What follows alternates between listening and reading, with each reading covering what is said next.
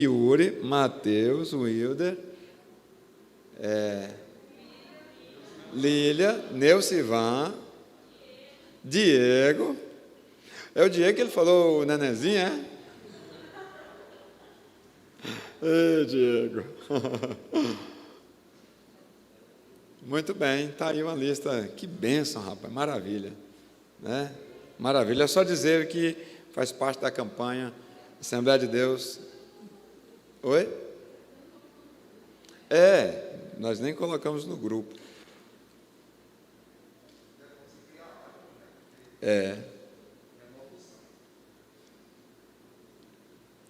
Vamos compartilhar um provérbio, né? É o de capítulo 14 e o de versículo 12.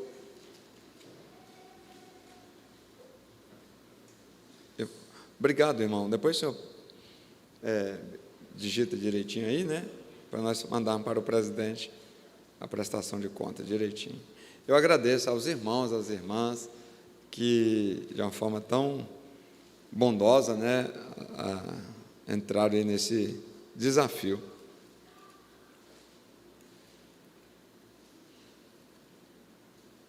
Eu quero que você descanse nós vamos ter 1 hora.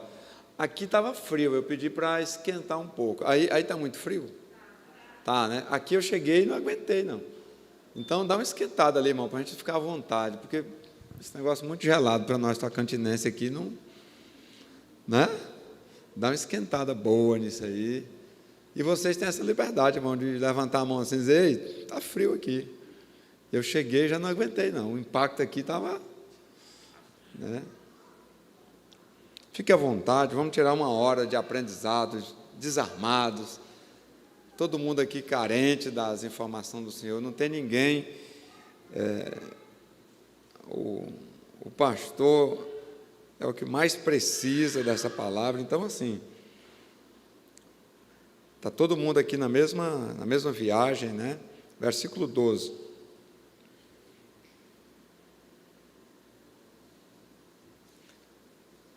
Há caminho que ao homem parece direito, mas o fim deles são os caminhos da morte. A igreja lê o mesmo versículo.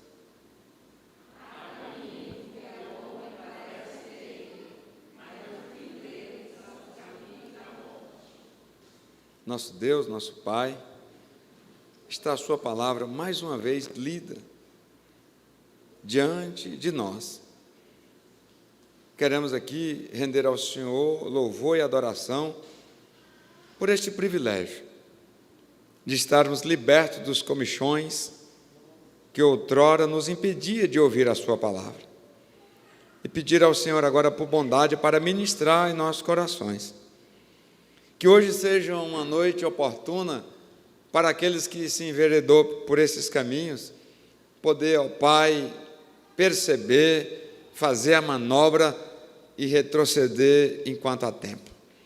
Que esta seja uma noite oportuna para que aqueles que ainda não se ingressaram por esses caminhos, que possa distanciar cada vez mais.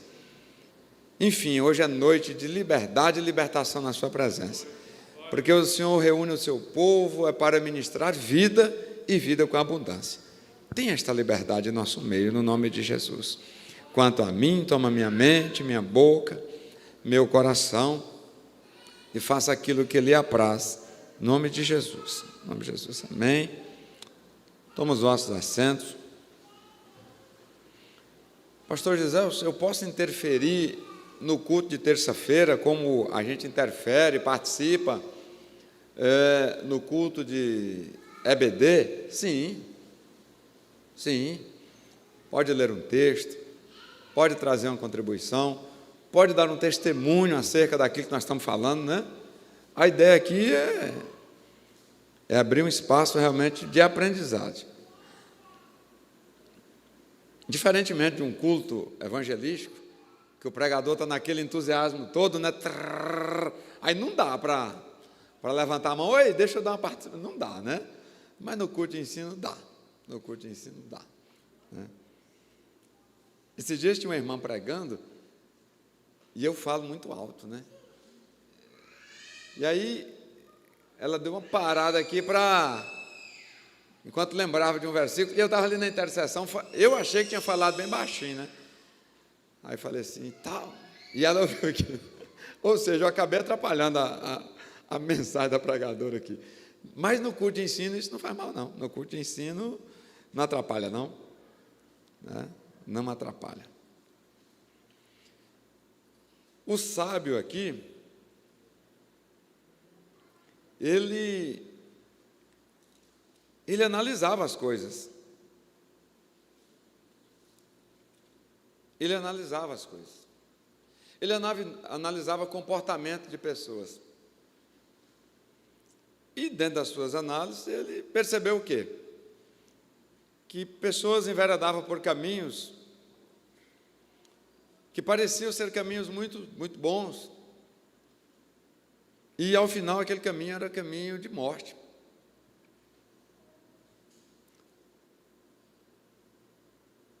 É claro que o caminho parecia ser bom, porque eu quero pensar em caminho com vocês, com os irmãos, com as irmãs, com todos. Imagine, eu estou aqui e adiante de mim, agora está uma abertura de um caminho, e lá tem uma placa enorme, com letras garrafais, dizendo, caminho da morte. Ou então, bem-vindo ao caminho da morte.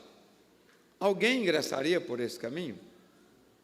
Eu estou falando naturalmente. Alguém ingressaria por esse caminho? Pessoas em perfeita condição, né, de faculdades mentais organizadinha, equilibrada. Bem-vindo ao caminho da morte. Então, porque às vezes a gente começa o diálogo e fica dizendo assim, não é bem assim. Porque quem é que vai entrar no caminho da morte? Olha o que o texto diz. Há caminhos que aos nossos olhos parece bom. Então, eu quero dizer para vocês que eu estou falando de caminhos que tem uma placa bem grande dizendo assim, bem-vindo ao caminho da vida, mas que ao final é morte. Alguém já acompanhou comigo? Eu não vim aqui falar de um caminho que está escrito, bem-vindo ao caminho da morte, senão não é o texto. Porque o texto está dizendo assim, há caminho que ao homem parece direito, parece bom, parece agradável, parece bem-sucedido, parece promissor. Então, eu estou a falar nesta noite com os irmãos de viagem por caminhos que tem placas dizendo, daqui a mais X quilômetros você estará no paraíso. Após a curva acentuada, prepare-se para contemplar a maior beleza que você que você vai ver na toda a sua existência. Então, eu estou falando de caminhos que têm placas indicativas enganosas. Porque aquele que veio para matar, roubar e destruir, ele sabe preparar as placas indicativas. Então, não basta apenas fazer a leitura da placa. É saber que a placa pode ser defeituosa, de propósito. Que ela pode trazer sinalização e indicação defeituosa. É muito simples. Esses dias eu passei num caminho em que tem lá só uma placa de um quebra-mola. Rapaz, o que tem de frenagem lá, o que tem está preto lá de borracha, mas não tem quebra-mola lá. Ou colocar a placa depois, aleatória, ou tirar o quebra-mola. Mas a verdade é que uma placa indicativa, ela muda toda a forma nossa de viajar, né? Então, meus irmãos, a proposta nesta noite é nós pensarmos qual é a mensagem verdadeira que está de trás da pintura da placa. Como que está escrito uma coisa e eu vou ler outra? Como que vai estar escrito caminho da vida e eu vou ler e interpretar como caminho da morte?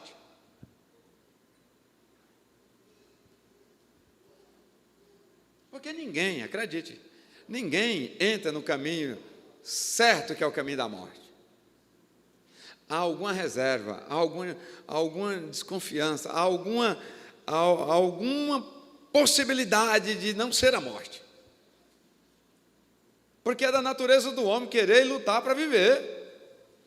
Lutar, batalhar para ser feliz. É da nossa natureza. Mas por que muitos estão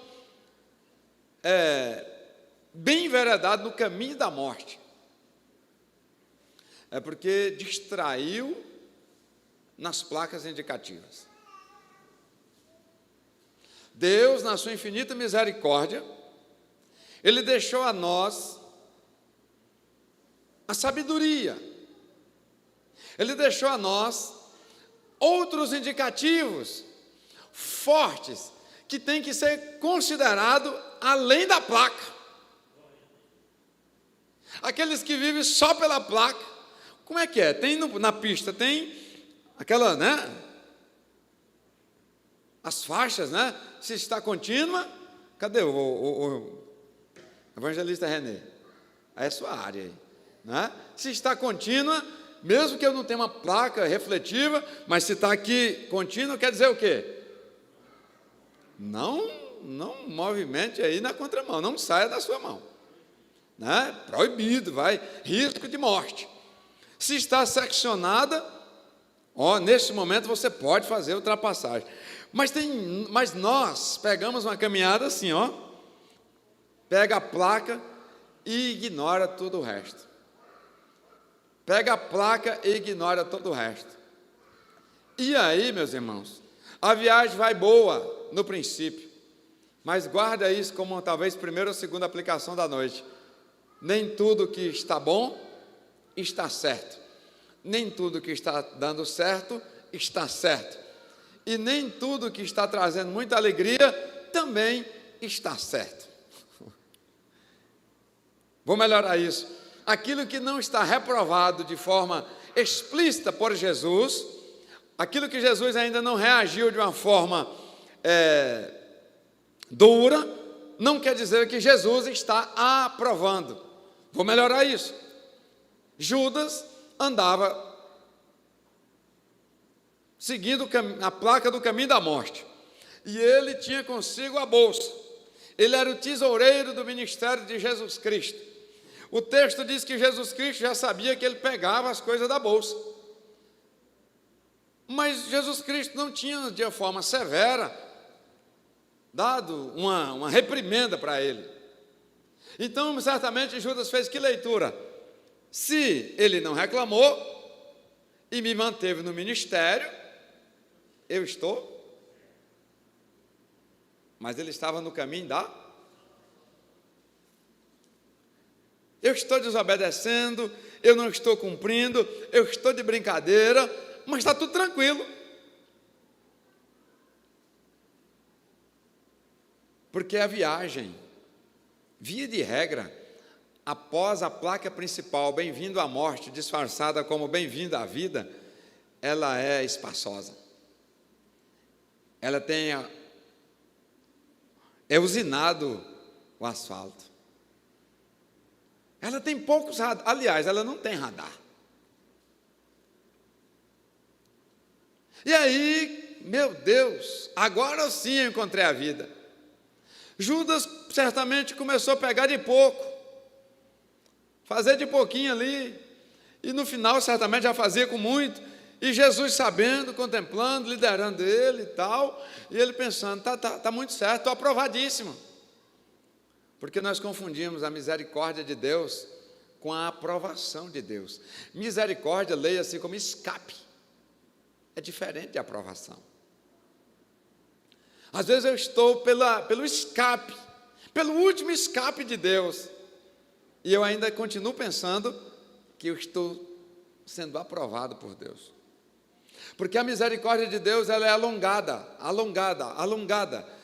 Ela se elastece, às vezes nem é por mim, eu estou bem adiantado no caminho da morte, mas a minha mãe orando, há uma igreja orando, há alguém que invocou pela minha vida e está orando, e eu quero mesmo acelerar no caminho da morte, e aí a estrada fica cada vez mais larga e mais atraente, o carro fica cada vez mais suave, e eu começo a achar, está vendo como está tudo certo? Está vendo como aquele povo só tentou me alienar?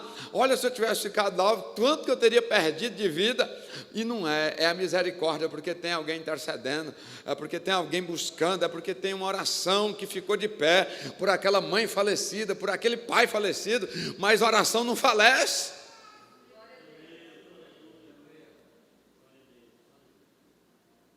A oração não falece.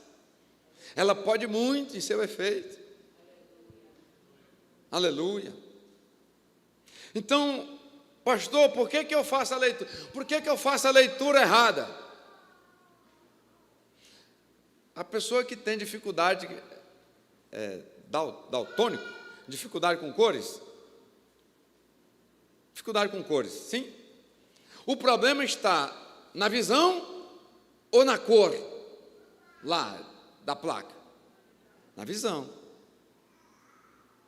Então essa placa que está com o nome Bem-vindo ao caminho da vida, enquanto que na verdade o que ela transmite é bem-vindo ao caminho da morte, ela não tem defeito. O defeito é de visão.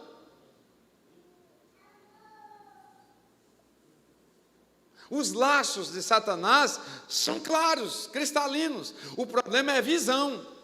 E nós vamos entender aqui como é que a visão fica baralhada.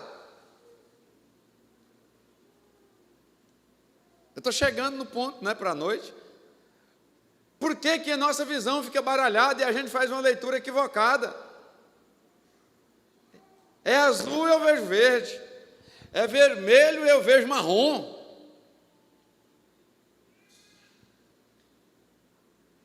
Por isso que não tem como alguém chegar lá e dizer assim, você me enganou. E ele diz, não, eu sou conhecido como enganador.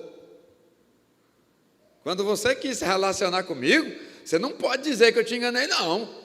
Eu sou conhecido na terra e fora da terra como enganador.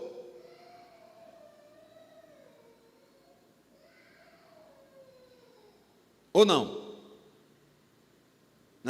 Inimigo de Deus.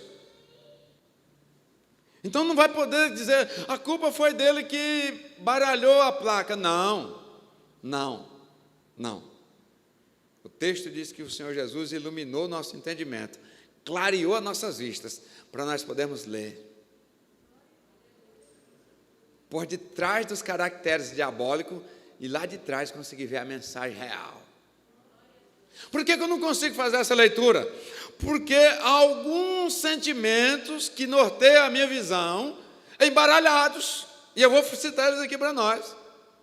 Então, quando por detrás da nossa visão, aquilo que leva lá para nós discernirmos as coisas, quando aqui dentro tem coisas trocadas, eu vou chamar assim de pervertidas, as minhas vistas vão ver coisas pervertidas. Porque aqui diz que aqui está a janela da alma. Ela comunica, ela mostra o que está aqui dentro. O jeito que eu vejo fala do jeito que está a minha alma. A janela da alma não é só no sentido de trazer para dentro da alma. Até porque eu ia chamar isso de porta da alma. Que entra pela porta e não pela janela, sim ou não?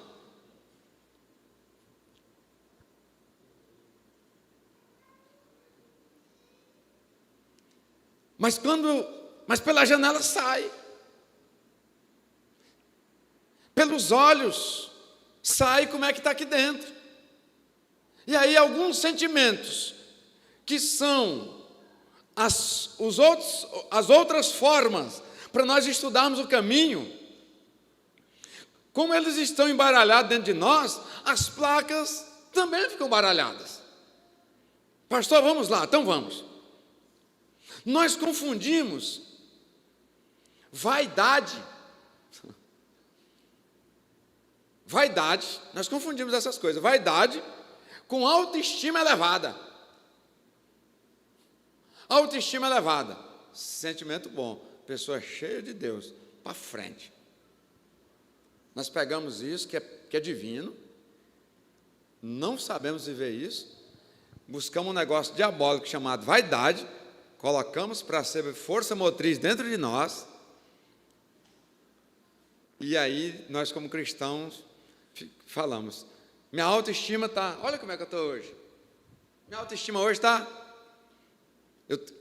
então veja bem, aqui dentro houve uma confusão, um baralho de sentimento. Eu pego um pecado e coloco no lugar de uma virtude e fico tranquilo, achando que eu estou vivendo o melhor de Deus para a minha vida. Mas esse baralhamento interno me faz tomar caminhos que a placa está escrito bem-vindo à morte, e eu leio bem-vindo, minha vaidade está tão aguçada, e eu interpreto como autoestima elevada, e eu consigo bater os olhos na placa e ler bem-vindo à vida, enquanto na verdade está escrito bem-vindo à morte. Não é a placa errada, são os elementos que definem a minha visão, é que estão baralhados. É muito comum nós estarmos cheios de vaidades, dizendo que, na verdade, nós estamos com a nossa autoestima elevada. São coisas totalmente diferentes, mas que pega muita gente. E quem está com essa confusão de sentimento, faz a leitura do caminho errado. E isso aqui não é para pensar no próximo, não. Quando eu estou pregando, eu não posso pensar em você nessa situação, não. Eu estou pensando em mim. Eu tenho que analisar. Rapaz, aquele dia que eu tomei aquela decisão, que eu fui para aquele rumo, que eu acordei tão animado, que eu fiz um penteado, que eu coloquei aquela roupa, aquele terno, e que eu acordei tão para cima, e eu tinha certeza que aquele sentimento, ele vinha da parte de Deus, que era a minha autoestima sendo restabelecida, mas no final do dia foi tão amargo, eu acabei falando isso, fazendo aquilo, eu acabei tomando uma decisão tal, eu passei num lugar, comprei umas coisas para mim, papapá e tal. Não era autoestima elevada, era vaidade. E aí o caminho da morte pareceu demais como um caminho de vida. Aí foi algum dinheiro ali, porque aguçou o consumismo. Um abismo leva a outro. Da vaidade para a sensualidade daqui para ali. Aí foi sensual, homem e mulher. Aí já provocou um sentimento, né? Acionou um sentimento de perversão. Como é que pode? Hoje eu acordei tão cheio de Deus. Não era Deus, era vaidade. Naquele dia todas as placas parecia estar escrito bem-vindo à vida. Só que muitas delas eram bem-vindo à morte, em letras garrafais, mas o sentimento pervertido aqui dentro perverte a forma de ler, de discernir. Aliás, não tem discernimento. Quem está comigo pode dizer amém? Porque eu estou no primeiro item. Vaidade confundida por autoestima elevada, que é bom, que é de Deus. Cuidado, irmão, porque não tem como depois dizer, ele me enganou e tal, tal. Não, ele vai dizer, meu nome é este, o que eu faço é só isso. Eu estou falando de dois caminhos, eu quero que vocês imaginem que nós estamos tendo placas indicativas, mas eu estou falando que, a depender de como nós estamos aqui dentro, a gente só consegue ver algumas das placas.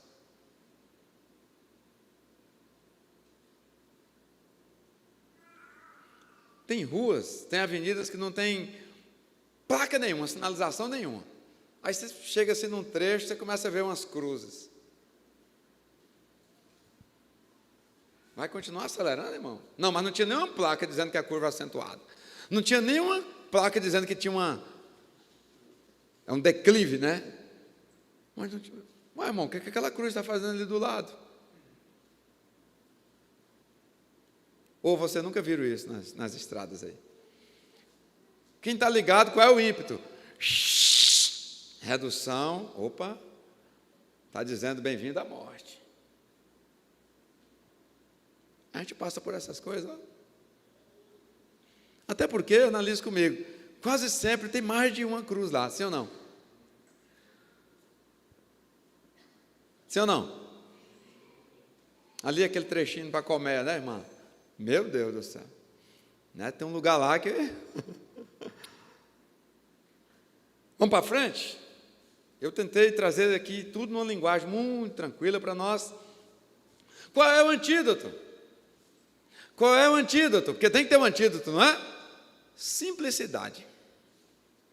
Quem viver de forma simples terá sua autoestima equilibrada e ele conseguirá fazer essa leitura em todo o tempo. E aquilo que poderia confundi-lo, que é a vaidade, não encontra espaço no coração do homem simples.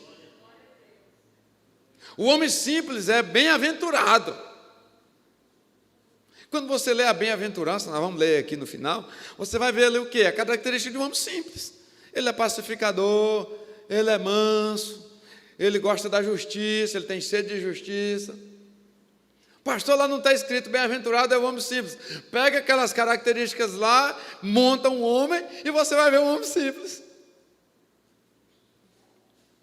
O homem simples, ele não vai ser atragado pela vaidade. Logo, ele não será confundido um sentimento nobre com um sentimento pecaminoso. E aí ele vai saber o que é a placa. Oh, meu Deus. Vamos para frente. Insensatez confundida com fé ativa. Aqueles que confundem a leitura das placas. Normalmente ela é insensata. E ele sabe como é que ele se justifica? Pensa no homem de fé. Rapaz, não vai, não vou. Você não tem fé não, rapaz? Rapaz, não faz isso, não, eu faço. Vai dar certo. Em nome de Jesus, pelo sangue do Cordeiro. Moço, eu acho que era melhor. Está repreendida essa palavra. Você não tem fé, não, moço? Eu tenho fé. Insensato. Insensato. O insensato, ele nem lê a placa. Pode estar a caveira, não tem nada escrito, só as cruzes e a caveira. Ele desce a 200 por hora. Sabe por quê? Porque ele diz que tem muita fé. Eu sou um homem de fé. Eu não temo a nada, porque eu tenho o Senhor na minha vida. E aí desafiaram Jesus. E tentaram aplicar em Jesus a insensatez.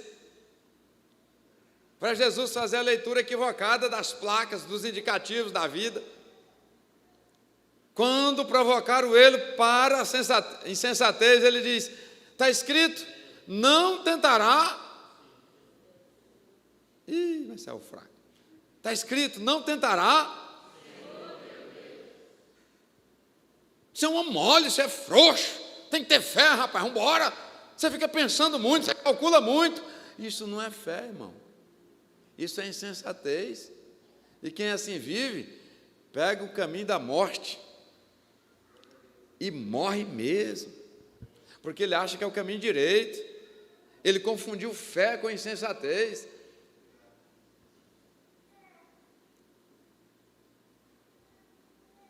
Quando nós éramos pequenos, minha mãe contava muita história. Eu quero aqui a liberdade, até para lembrar, ter uma boa lembrança. E as histórias daquela época, antes da gente dormir, era assim, uma história da época que os bichos falavam. Começava assim, na época que os bichos falavam, teve uma... E aí eu lembro que sempre aí referia-se ao bicho falando amigo, né? Amiga onça, amigo tatu, amigo, enfim. E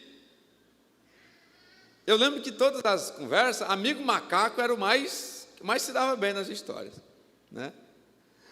E minha mãe contava um assim, que vou ser bem breve aqui, não vou alongar não, mas é que chegou a notícia que a amiga onça estava muito enferma.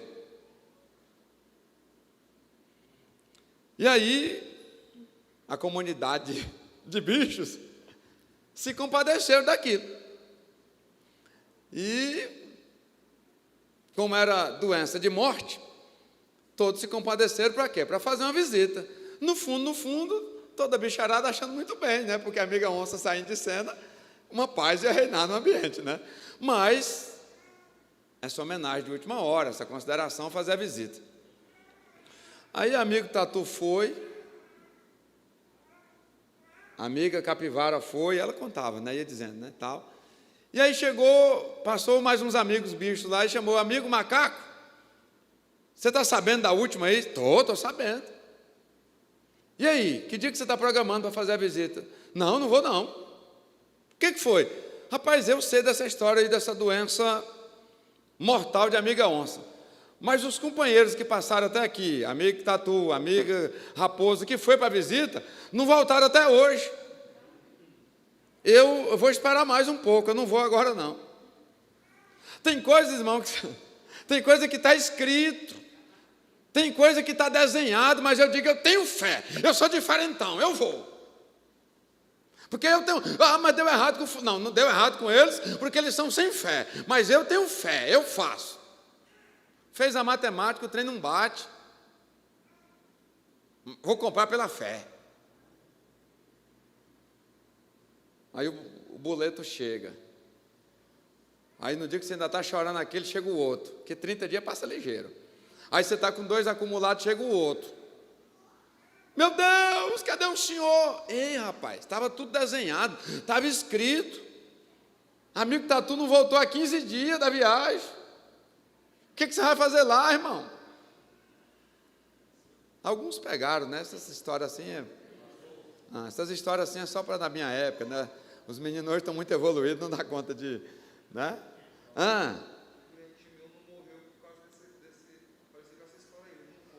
Ele não foi, né? Isso, ajuda aí. Estou terminando já, né? Esse cliente meu tinha uma fazenda lá no Pará e o pessoal tinha tentado matar ele. E a última tentativa de homicídio lá, ele foi embora. E ele colocou a fazenda para vender. Nesse dele colocar a fazenda dele para vender, aí veio um sargento da polícia. Falou assim, eu compro sua fazenda. Eu quero ir lá olhar ela. Falou assim, não, se você quiser comprar a fazenda, você pode ir lá olhar ela, mas eu não vou. Falei, não, vamos comigo, porque além de eu ir sozinho, vai mais seguranças comigo lá. Bora lá olhar a fazenda. Falei assim, eu não vou, você pode ir. Aí o sargento, mais o agressor, mais um segurança foram. Na ida para chegar na fazenda, teve uma emboscada e atiraram em todo mundo que estava lá e mataram. E botaram fogo. Até saiu no Jornal Nacional. Eu vi queimaram. Eu vi isso aí. Então, e ele está vivo até hoje, porque não foi. Irmão, sensatez é irmã gêmea da fé, irmão. Sensatez é irmã gêmea da fé.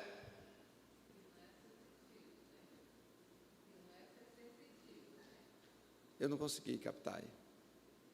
Eu estou dizendo que não é ser sensatez, não tem nada a ver com sensitivo, né? Não. Porque às vezes a pessoa fica nessa coisa aí e aí bagunça mais a vida mais ainda, né? Eu estou falando de ser sensato.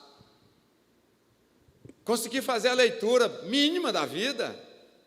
Está relampejando, escureceu para ali, daquele lado. Eu já aprendi, daquele lado. Meu moço, a chance dela chegar aqui é grande da chuva. Está relampejando, já está bem ali, ó. Daquele lado, já passou por aqui. Às vezes ela faz e cai aqui, mas diminui. Tem coisa, irmão, que estava e agora ela está aqui, irmão, daquele jeito que a gente já conhece. Já escureceu tudo aqui. Aí eu pego o barco e vou pescar no lago. Depois fico dizendo, meu Deus e tal, meu Deus do céu. Qual é a arma? Para eu saber qual é o antídoto? Sobriedade. Sede sóbrio. Tranquilo, sereno. Por que eu tenho que provar para os outros que eu tenho mais fé do que os outros? Por que eu tenho que mostrar que sou mais valente, que sou mais corajoso, que tenho mais convicção em Deus? Para quem é que está numa competição aqui, irmão? Seja sóbrio.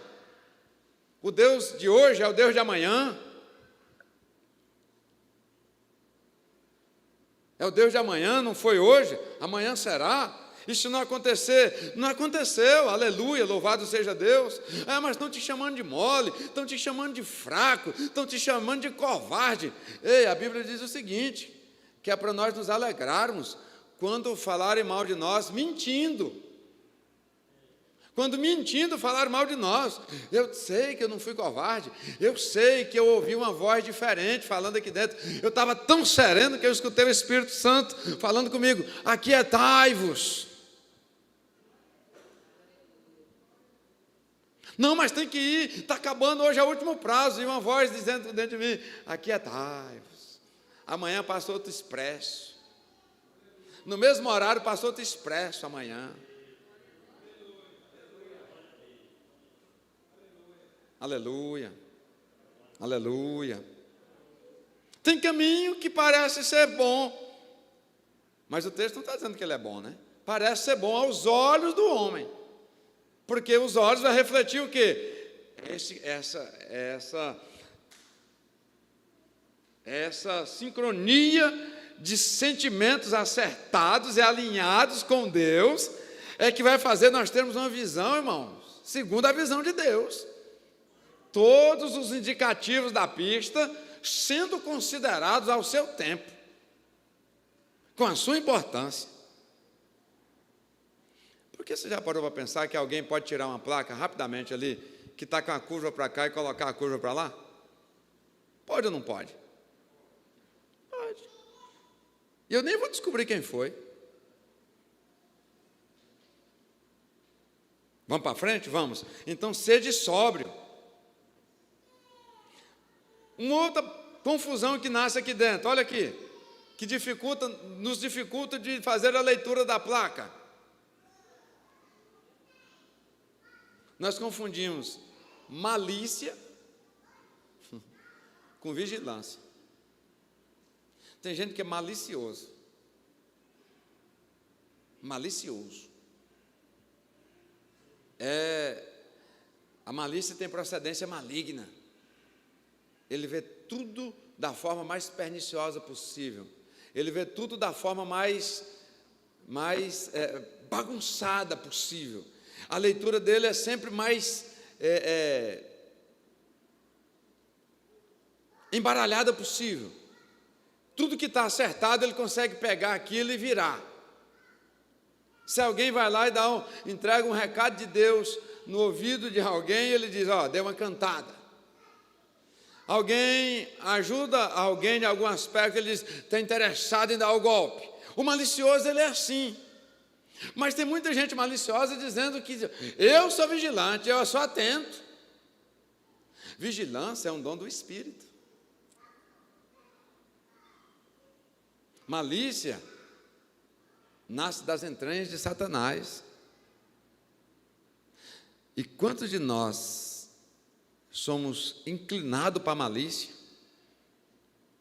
e chamamos isso de sermos vigilantes? Eu sou vigilante, eu sou atento,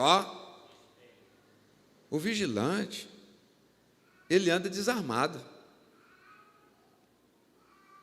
Quem é vigilante anda desarmado. Ele é sensível ao Espírito Santo de Deus e tem plena convicção que Deus é que o conduz. O malicioso, ele anda cheio de trejeitos, cheio de armadilhas, de contragolpes preparados. Ele vai para a reunião, ele já vai arquitetando. Se disser isso, eu falo aquilo. Se o homem de Deus vigilante, ele vai dizendo o seguinte: Senhor, usa meus ouvidos. Se for necessário, o Senhor usa minha boca. Se não for para fazer nada, se eu não tiver que falar nada, pelo menos o resplendor da sua glória se manifeste na minha vida. E ele entra e sai. Ele entra e sai. O malicioso, ele olha para todo mundo e vê o outro como malicioso também.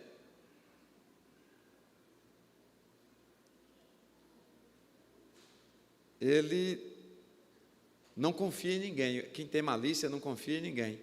Aí tem pessoas que ele não confia nem na sombra e diz: eu sou vigilante. Porque está escrito na Bíblia que maldito é o homem que confia no homem. Guarda o que eu vou, pela parte de Deus, passar para você aqui nesse instante. Irmão Cândido, eu posso fazer aqui com o senhor e o irmão Wilder, que estão aqui na frente, ficar em pé aqui próximo de mim. Eu sei que eu não posso me dirigir assim a um coronel, mas hoje eu vou arriscar aqui, né? Olhe para cá.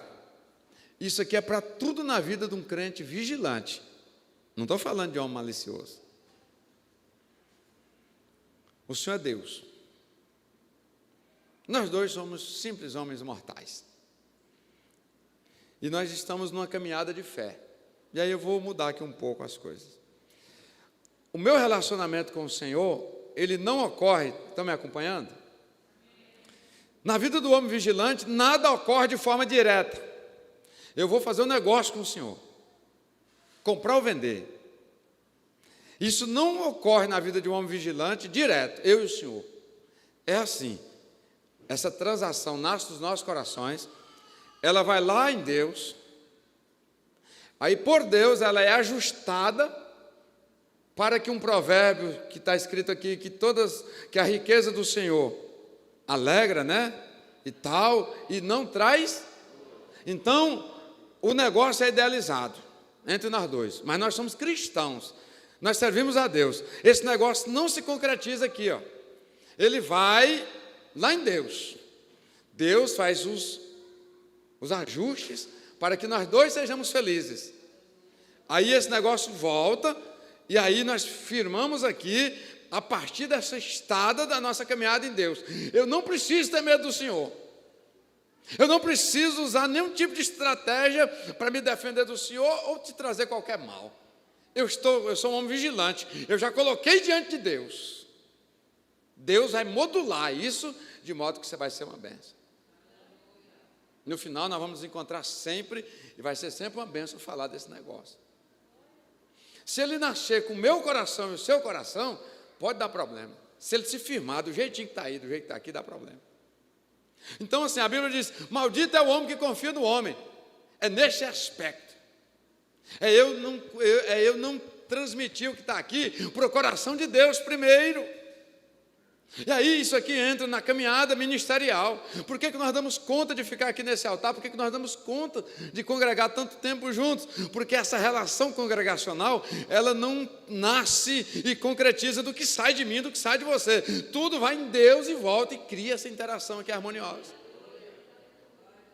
Dentro do relacionamento conjugal é isso.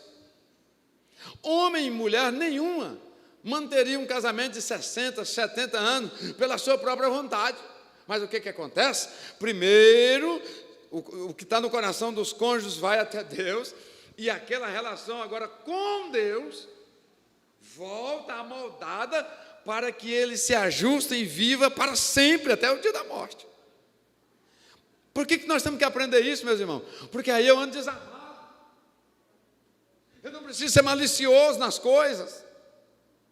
Eu não preciso mais de malícia. Eu sou apenas vigilante. E a vigilância não é andar armado durante o negócio. A vigilância é não fazer o negócio diretamente. É não discutir o assunto diretamente. Vamos atender alguém no gabinete. Qual é a primeira preocupação nossa? Senhor Jesus, chega aqui para o Senhor moldar o negócio. Porque um homem na condição de pastor, um irmão na condição de buscar um apoio, se Deus não entrar nesse negócio, aquilo que poderia ser vida pode ser um caminho de morte. Quantas pessoas tiveram encontros sacerdotais que resultou na morte? Porque faltou a vigilância. A vigilância não é um ficar olhando como é que está o outro, mandar alguém primeiro ver como é que está o irmão, se não está trazendo uma espada. Não. Isso é malícia. Vigilância é falar, Senhor, entra conosco naquele negócio que vai se materializar no ano que vem. Entra conosco. E aí, meus irmãos, isso é para a vida, em tudo. Dentro da igreja, fora da igreja, dentro do casamento, no namoro, no noivado, o pai com o filho. Imagina no dia de hoje um pai querer tratar diretamente com o filho, né? Eu sou o filho, o Senhor é o pai, ali está Deus. O Senhor, para me dar instrução, essa instrução tem que ir lá em Deus, que sonda o coração do filho, Sabe como é que o filho vai absorver aquilo? Aí sai aquela instrução do Senhor Pai, vai lá no coração de Deus, Deus amolda isso aqui, e chega aqui no coração do menino rebelde, irado e tal, mas Deus coloca aquilo como uma luva no coração do menino, e o menino se transforma. Vigilância é colocar Deus em todas as coisas das nossas vidas. Malícia é desconfiar um do outro. Obrigado, Deus abençoe. Esse sentimento embaralha a visão de muita gente. E tem muita gente que não faz a leitura da placa certa, porque ele está baralhado na visão, porque ele confunde vigilância com malícia. O esposo que trata as coisas com a esposa maliciosamente, dizendo que é um homem vigilante, e assim vice-versa. Quem vive assim, irmão, pode estar a caveira e ainda escrito em bom português, caminho da morte. Ele acelera porque ele consegue ler caminho da vida.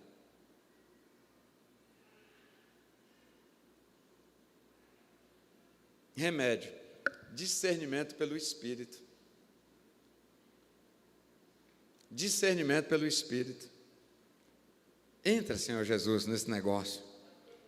Assuma o primeiro comando. Por que uma pessoa que não ia com a minha cara passa aí com o tempo? Eu mudei alguma coisa? Não. O Deus que é interessado nesse relacionamento, Ele faz essa triangulação. Aí depois, gente, como é que nós ficamos tanto tempo juntos e a gente não valorizou, né? Mas quando deu espaço para Deus, mas se eu ficar sendo malicioso, a tendência é para distanciar. Porque é ruim demais conviver com uma pessoa maliciosa. Você não pode conversar à vontade, tudo você tem que medir, porque ele leva tudo para o lado da maldade, é horrível, é horrível. É muito cansativo você ficar meia hora com uma pessoa maliciosa. Você fica cansado, exausto. Discernimento, confiança plena em Deus, rebate a malícia. A vigilância brota e é gerenciada pelo Espírito Santo, e a gente é muito feliz com isso. Ah, a irmã participou, eu não entendi. Ananias e Safira. Pensando sobre Ananias e Safira, que eu acho que foi o que aconteceu com eles. Eles tiveram a visão turva, perderam a referência, e aquilo que eles estavam achando que estavam fazendo um ótimo negócio, e o caminho do negócio deles só levaram eles para a morte, não é? E a zebra que a morte já estava de trás da placa. Não deu nem tempo para viajar um pouco. Não é verdade? Eles mal chegou na placa, a morte já. Mas olha o que eles foram ali. Eles foram maliciosos. Um casal malicioso tramou. Olha o que a malícia faz. Vamos enganar Pedro? O malicioso, irmão, ele tende a subestimar. Ele tende a subestimar as pessoas. E eles viram um pescador velho falando lá, talvez, um jeitão. Era Galileu, né? A linguagem do Galileu era uma linguagem não muito culta. Eles pensaram os dois, para que colocar tanto dinheiro lá se nós podemos maliciosamente enganá-lo? A malícia e o engano anda de bracinho dado, né? Só que aí, irmã Luciene, eles viram aquilo como um grande caminho de vida. E aí a senhora trouxe um exemplo muito forte, porque não deu tempo, né? Não deu tempo de manobrar. Vocês não enganaram, não tentaram, vocês não mentiram ao homem. Você acaba de mentir para o Espírito Santo. Chega a mulher toda animada, né? O malicioso, ele é desavisado. Ele pensa que está dominando e não está dominando nada. Seu marido foi sepultado ali agora. E agora eles vão completar a diária. Os coveiros vão completar a diária com você. Está escrito assim, irmão. Caminhando para o fim, caminhando para o fim. Por que eu não leio a placa certa? Porque tem mistura aqui dentro. Eu confundo prazer mundano com contentamento. Contentamento, virtude do Espírito Santo, chama gozo. Manifestação do fruto. Prazer mundano, alegria momentânea, de satisfação plena carnal e do ego. Considerando que nós vivemos a era do ego, o pecado mais em voga hoje é a egolatria. Ainda tem pessoas criticando aí algumas religiões porque tem algum tipo de imagem que adora. Valentes contra a idolatria, mas o pecado da hora chama egolatria. O culto ao eu, culto ao corpo, culto a essa estrutura e satisfação do ego que vai além da estrutura. E aí, meus irmãos, o caminho que parece bom aos olhos do homem, ele é cheio dessas paradinhas. Tem vários pontos de parada no caminho, com porções muito bem arrumadas e ornamentadas, boas aos paladar e também às vistas, para trazer contentamento. Contentamento. Quando você vai ver que banquete era aquele, ele só provocou prazer mundano. Tem muitas pessoas dizendo: olha, eu sou muito feliz como cristão. E aí você começa a caminhar e vai ver o quê? Pessoas marcadas pelos prazeres mundanos. De alguma forma, os seus relacionamentos seculares, ou a sua vida econômica, financeira, ou até mesmo o seu aspecto físico, lhe proporcionou meios, vias, para ter algumas realizações, e ele atribui isso a Deus, e vivendo prazeres mundanos, ele diz: eu estou vivendo o ápice do gozo e do contentamento previsto na palavra do Senhor. Como é que eu sei que isso não vem de Deus? Porque da salvação não brota nenhum tipo de alegria.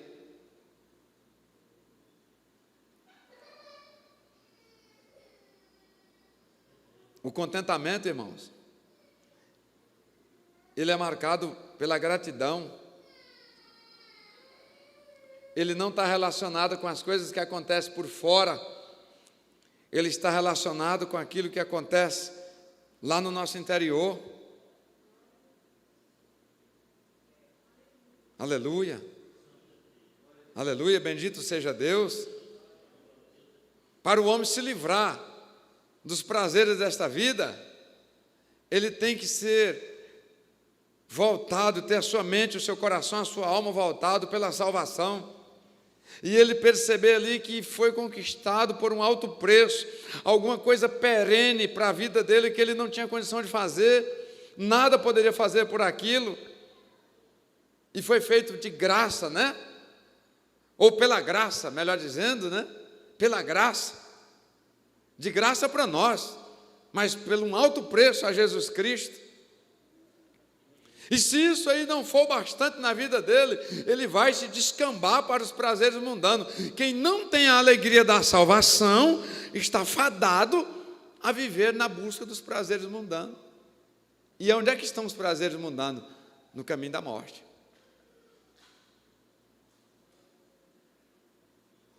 Seja bem-aventurado. Seja bem-aventurado. Quando nós falamos da vigilância e da malícia, eu acho que ali dá para aplicar a mesma coisa para a esperteza e a sabedoria. Nós já tratamos desse assunto, eu vou pular para nós fecharmos isso. Com o último ponto aqui, que nos faz ver as placas diferente do que de fato elas são. Nós temos como confusão, eu estou no versículo 12 do capítulo 14 de Provérbios, o que nos traz muita confusão e que baralha nossas vistas, é quando nós misturamos as coisas e cultuamos a inveja falando que estamos dando atenção à inspiração que pessoas bem-sucedidas nos proporcionam. Muitos de nós estamos, na verdade, embriagados na inveja e pela inveja. E nós temos certeza que, na verdade, o sentimento que corre no nosso coração, movimenta ali dentro de nós, é um sentimento nobre de estarmos sendo inspirados pelo sucesso do nosso irmão. Quem assim vive tende a pegar um caminho que parece ser um caminho bom, mas o final é um caminho muito difícil. No próprio capítulo que nós lemos, o versículo de número 30 vai dizer assim: o coração com saúde é a vida da carne, mas a inveja é a podridão dos ossos. É porque o texto que nós estamos aqui baseado é que há caminhos que parecem ser caminho de vida, mas o final é a morte. A inveja é o que mais tem levado pessoas para a morte. A inveja cega o invejoso. Ele não consegue perceber nenhum quebra-mola. Ele não consegue ver pontes estreitas. Então, ele rapidamente ele encerra a sua carreira. Mas que sentimento é esse? Não, eu me inspiro em alguém que foi bem sucedido. Eu quero trilhar os mesmos passos que fulano trilhou, que Beltrano está trilhando. Só que chega um dia que a inveja provoca um outro sentimento. Já que eu não posso ir até lá, que ele também não caminhe mais nem um passo para frente. Que ele seja obrigado a recuar. Que ele desça como eu desci. Por quê? Que mal ele te fez? Não, ele não é melhor do que eu, nós temos o mesmo pai. O invejoso não está na condição de filho de Deus. Quem assim vive tem dificuldade de ler a placa. O invejoso, ele acelera na direção do rio sem ponte.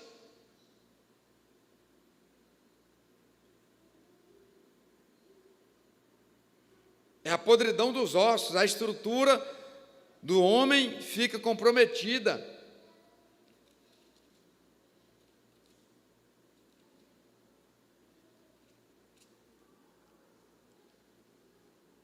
O que é uma inspiração em alguém?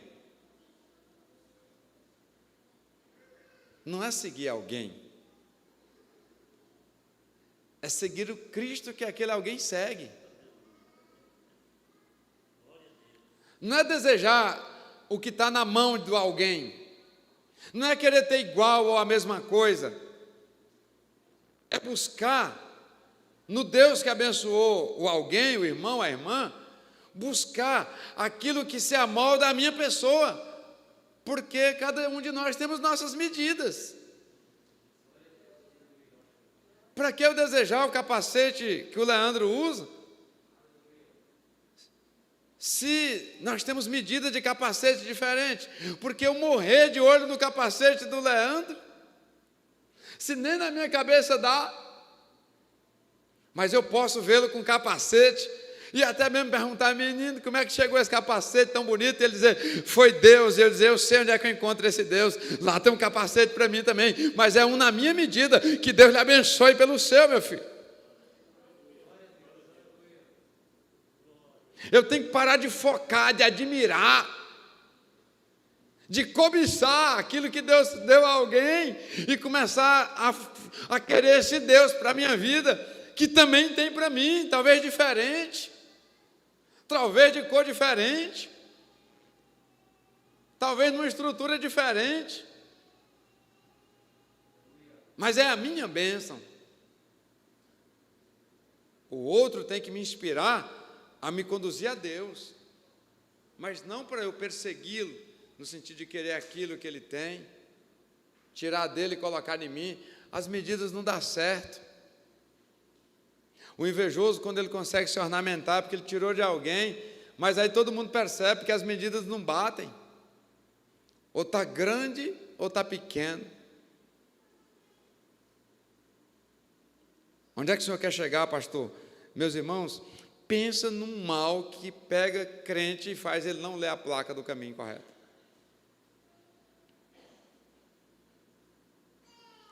(Verso 27, 4 de Provérbios). Cruel é o furor e impetuosa ira. Cruel é o furor e a impetuosa ira.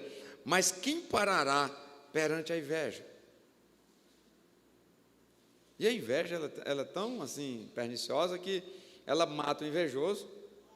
E o invejado tem que redobrar a oração, viu? Tem que redobrar a oração.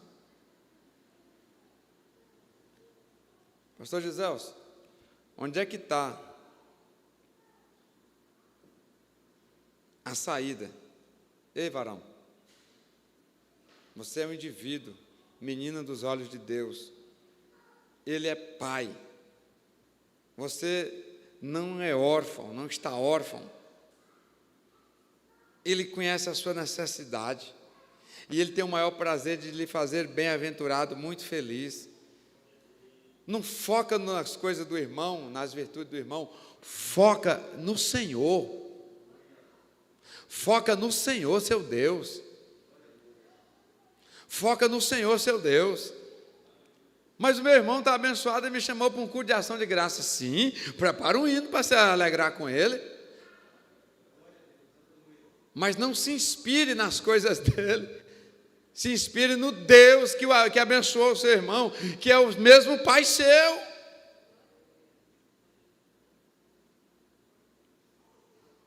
Pastor, onde é que nós vamos ver?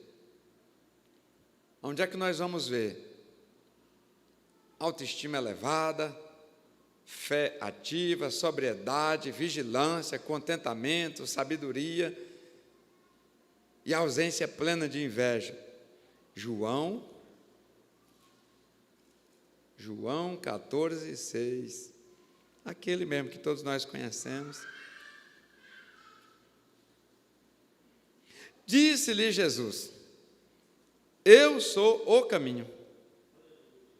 Eu sou o caminho, e a verdade e a vida. Eu sou o caminho da vida. Se o meu coração ficar marcado, ficar isento, imune da vaidade, da insensatez, da malícia, do prazer mundano, da esperteza e da inveja, ele vai ser habitado pela autoestima elevada, pela simplicidade, pela sobriedade, pela vigilância, pelo contentamento, pela sabedoria e pela inspiração em Deus. Quando esses sentimentos me envolvem, eu passo até a mente de Cristo. E aí eu não tenho dificuldade de trilhar pelo caminho chamado Cristo, caminho da vida. Essa placa fica cristalina. Bendito seja Deus. E aí eu posso colocar no piloto automático, numa toada bem modesta, bem tranquila, e ir curtindo o caminho, olhando para os lados. Hoje é um culto ali, amanhã é uma oração acolá, amanhã é a cura do irmão ali, depois da manhã é uma vigília acolá, e a viagem fica agradável, a viagem fica leve. Os dias passam e cada dia que passa, você tem mais prazer de ficar no caminho. Esse é o caminho da vida. Fala, varão. O sentimento de inveja, ele está relacionado também com a questão de sempre estar comparando. A pessoa está sempre insatisfeita com o que tem, está sempre também ingrata a Deus pelo que tem. E por muitas das vezes, quando ela é insatisfeita, ela é tomada por um sentimento também de soberba, de querer sempre mais e sem medidas. Não é isso. Vamos orar? Cada vez que eu alimento um sentimento de inveja, eu tomo uma taça de veneno. Há caminhos que parecem ser bons, mas o seu final é a morte. Nós vimos por que a gente lê errado a placa. Oi? Esse todinho que o senhor ministrou aí, essa 1 hora de ministração que o senhor ministrou aí, para mim, um dos pontos mais fortes foi essa parte que o senhor falou aí a respeito desse entendimento da gente buscar quem é o abençoador. Não é aqui que é abençoado e nem a matéria que o abençoador recebeu.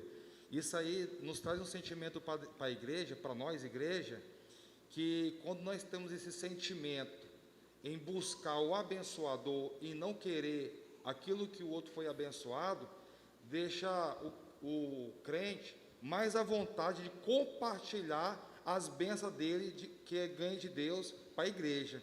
Porque quando o crente não tem, não fica à vontade para compartilhar, ele retrai trazer esse testemunho para glorificar a Deus, né? Eu conheço muitos irmãos que não testemunham porque tem medo da inveja. Eu conto tudo que Deus faz na minha vida.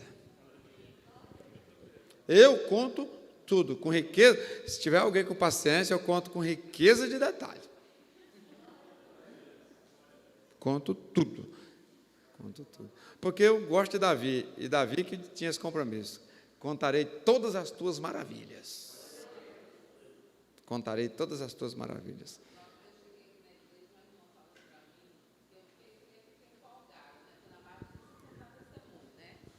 Aí eu cheguei aqui, vi todo mundo dando testemunho, falei, que me achei, né? Aí comecei a falar, até deu uma reduzida mesmo. Aí a irmã falou, você não pode ficar contando tudo sua vida, não, esse povo aí não é muito de confiança, não, viu? Meu? Então, assim, mas ela já saiu daqui, já está...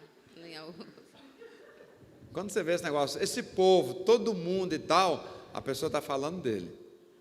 Quando você escutar alguém dizendo assim, todo mundo lá está falando isso, todo mundo é mentiroso, todo mundo tal, ele está dizendo, eu estou falando isso, entendeu? É porque isso aí já é código antigo.